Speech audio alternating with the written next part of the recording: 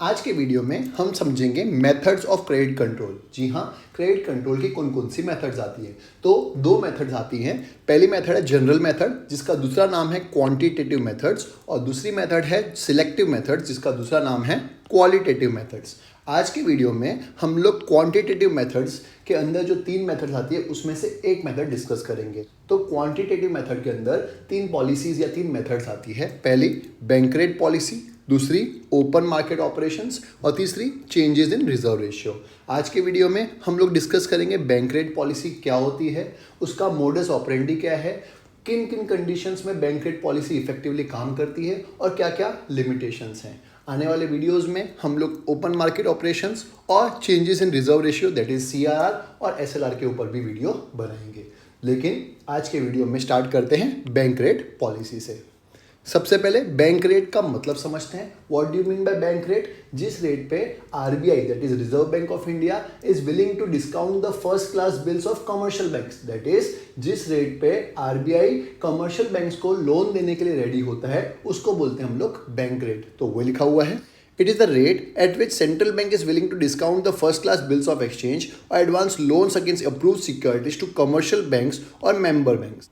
In some countries it is also known as discount rate, और bank rate का दूसरा नाम क्या है? डिस्काउंट रेट भी होता है। अब मैं आपको एक डायग्राम की मदद से समझाता हूँ इसका मोडस ऑपरेंडी क्या है। हम लोग हैं पब्लिक। देखिए हम लोग कौन है? पब्लिक। और अगर हमको पैसों की जरूरत होती है तो हम लोग किसके पास जाते हैं? कमर्शियल बैंक के पास। जैसे एसबीआई हो गया, आईसीआईसीआई हो गया, आईडीबीआई हो गया, बीओबी हो गया, आईडीएफसी हो गया, ऐसे बहुत सारे बैंक हैं।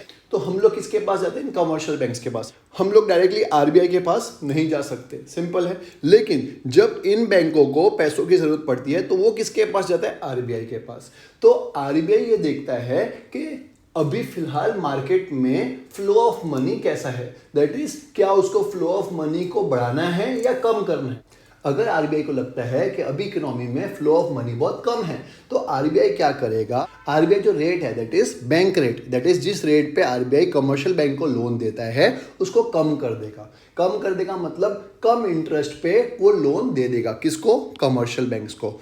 और क्योंकि कमर्शियल बैंक को कम रेट ऑफ इंटरेस्ट पे लोन मिला है तो वो भी पब्लिक को कम रेट ऑफ इंटरेस्ट पे लोन दे देंगे। तो जैसे ही पब्लिक को कम रेट ऑफ इंटरेस्ट पे लोन मिलेगा तो वो ज्यादा लोन लेंगे। किससे? कमर्शियल बैंक से। इसकी वजह से क्या होगा कि फ्लो ऑफ मनी वापस से बढ़ जाएगा और इकोनॉमी में रोटेशन शुरू हो जाएगा, जो आरबीआई अल्टीमेटली चाहता था। लेकिन अगर आरबीआई को लगता है कि ऑलरेडी फ्लो बहुत ज़्यादा है और उसको लगता है कि हमको फ्लो को कम करने की ज़रूरत है तो आरबीआई क्या करेगा? बैंक रेट को बढ़ा देगा। बैंक रेट बढ़ा देगा मतलब हाई रेट ऑफ इंटरेस्ट पे पैसा देगा। किसको? कमर्शियल बैंक्स को। अब क्योंकि कमर्शियल बैंक को ज़्यादा रेट ऑफ इंटरेस्ट पे पैसा मिल रहा है तो कमर्शियल बैंक भी पब्लिक को कैसे देंगे? हाई रेट ऑफ इंटरेस्ट पे पैसा देंगे। अब क्योंकि रेट ऑफ इंटरेस्ट बहुत ज़्यादा है तो पब्लिक पैसा लेगा ही नहीं।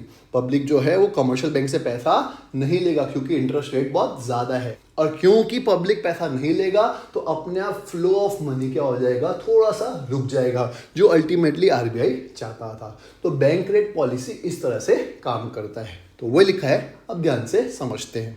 Modus operandi of bank rate. The principle underlying the bank rate policy is that changes in the bank rate are generally followed by corresponding changes in the money market rate. देखिए वही मैंने आपको समझाया कि bank rate change होगा तो money market rate भी change करना पड़ेगा। बैंक रेट क्या होता है? जिस रेट पे आरबीआई कमर्शियल बैंक को पैसा देता है, और मनी मार्केट रेट क्या होता है? जो जिस रेट पे कमर्शियल बैंक पब्लिक को पैसा देता है। लेकिन अगर आरबीआई ने बैंक रेट बढ़ा दिया तो कमर्शियल बैंकों को भी मनी मार्केट रेट बढ़ाना पड़ेगा और उस तरह से क्रेडिट कंट्रोल में आ जाएगा। और उसी तरह से आरबीआई कम रेट पे पैसा देगा कमर्शियल बैंक को तो कमर्शियल बैंक भी कम रेट पे किसको देगा? पब्लिक को पैसा देगा और फ्लो ऑफ मनी को बढ़ा देगा। सिंपल है। ये था modus operandi of bank rate. मुझे उम्मीद है आपको समझ में आया होगा। अब बात करते हैं conditions for success of bank rate policy. Bank rate policy कैसे सक्सेसफुल होगी या किन कंडीशंस में सक्सेसफुल होगी वो अभी हम लोग समझते हैं। पहला, there should be close relationship between bank rate and the rate of interest prevailing in the money market. देखिए सबसे पहले मनी मार्केट और बैंक रेट के बीच में क्लोज रिलेशनशिप होनी चाहिए।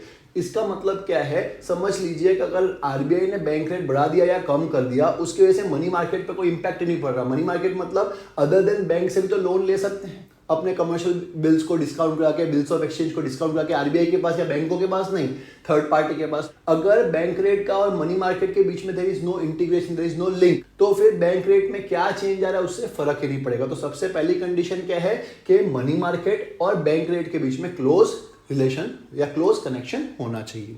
दूसरा, the structure of economy must be elastic, और जिस स्ट्रक्चर में हम लोग काम कर रहे हैं it has to be elastic. What do mean by elastic? अगर हम लोग यहाँ पे कुछ खींचते तो उसका इंपैक्ट कहीं और पड़ता है, तो उसको बोलते हैं इलास्टिसिटी। तो इलास्टिसिटी का मतलब है there has to be again connection. जैसे इलास्टिसिटी ऑफ डिमांड, क्या है इलास्टिसिटी ऑफ डिमांड?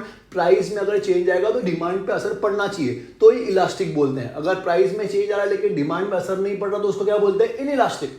तो ऐसा नहीं होना चाहिए, इलास्टिसिटी होना जरूरी है कि अगर बैंक रेट में कोई चेंज आता है उसकी वजह से पूरी इकोनॉमी में चेंज आना चाहिए, तो वो तभी हो सकता है जब पूरा स्ट्रक्चर क्या है? इलास्टिक है। और last, the country should have well developed and well organized money market, और देश के पास वेल ऑर्गेनाइज्ड और वेल डेवलप्ड मनी मार्केट होना चाहिए। तो ये तीन कंडीशंस फुलफिल होगी तो ही बैंक रेट पॉलिसी अच्छे से काम करेगी। अब बात करते हैं limitation of bank rate policies. क्या लिमिटेशन है बैंक रेट पॉलिसी की? सबसे पहला, if commercial bank have enough surplus cash with them. देखिए, अगर कमर्शियल बैंक के पास बहुत सारा पैसा खुद का ही पड़ा हुआ है तो वो आरबीआई से लेगी नहीं। अगर आरबीआई से लेगी नहीं तो बैंक रेट का कोई इंपैक्ट पड़ेगा नहीं। जब बैंक रेट का इंपैक्ट ही नहीं पड़ रहा तो वो अपने रेट से भी पब्लिक को पैसा दे पाएगी। तो ये पॉलिसी तभी काम करती है जब कमर्शियल बैंक के पास पैसा कम होता है और वो लोन लेती है किससे? आरबीआई से। लेकिन अगर कमर्शियल बैंक के पास बहुत सारा पैसा पड़ा है तो वो लोन लेगी नहीं आरबीआई से, और जब लोन लेगी नहीं तो बैंक रेट का इंपैक्ट भी नहीं पड़ेगा। दूसरा, bank rate policy affects the cost of credit for productive and speculative purpose in like manner. देखिए, बैंक रेट जो है उसका इंपैक्ट जो है प्रोडक्टिव पर्पस के ऊपर भी वैसे ही पड़ता है, अनप्रोडक्टिव पर्पस के ऊपर भी वैसे ही पड़ता है और स्पेकुलेटिव पर्पस के ऊपर भी वैसे ही पड़ता है। होना क्या चाहिए कि प्रोडक्टिव पर्पस पे कम रेट ऑफ इंटरेस्ट पे भी मिलना चाहिए पैसा, और अनप्रोडक्टिव पर्पस है तो ज्यादा रेट ऑफ इंटरेस्ट होना चाहिए ताकि लोग ना ले अनप्रोडक्टिव पर्पस के लिए लोन। लेकिन बैंक रेट पॉलिसी का इंपैक्ट जो है वो प्रोडक्टिव, अनप्रोडक्टिव या स्पेकुलेटिव सबके लिए सेम पड़ता है, जो अच्छी बात नहीं है। तो ये एक तरह से काउंटर प्रोडक्टिव मेजर है जिसकी वजह से ओवरऑल इकोनॉमी प्रोग्रेस करने के लिए कई बार नीचे चली जाती है, जो अच्छी बात बिल्कुल भी नहीं है। ईजी। तो ये दो लिमिटेशन थे बैंक रेट पॉलिसी के। मुझे उम्मीद है आपको समझ में आया होगा बैंक रेट पॉलिसी क्या होता है, उसका मोडस ऑफ ऑपरेंडी क्या होता है, कौन कौन सी कंडीशन चाहिए होती है उसके सक्सेस के लिए और कौन कौन सी लिमिटेशंस होती है। नेक्स्ट वीडियो में हम लोग ओपन मार्केट ऑपरेशंस डिस्कस कर लेंगे ताकि आपको अच्छे से समझ में आ जाए दूसरी मेथड, और उसके बाद हम लोग वीडियो बना देंगे changes in reserve ratio, that is CRR SLR के ऊपर। अगर आपको लग रहा है मेरे वीडियोस आपको हेल्प कर रहे हैं तो प्लीज़ मेरे चैनल को सब्सक्राइब जरूर करिएगा और अपने फ्रेंड्स के साथ जरूर शेयर करिएगा। मिलते हैं नेक्स्ट वीडियो में। बाय।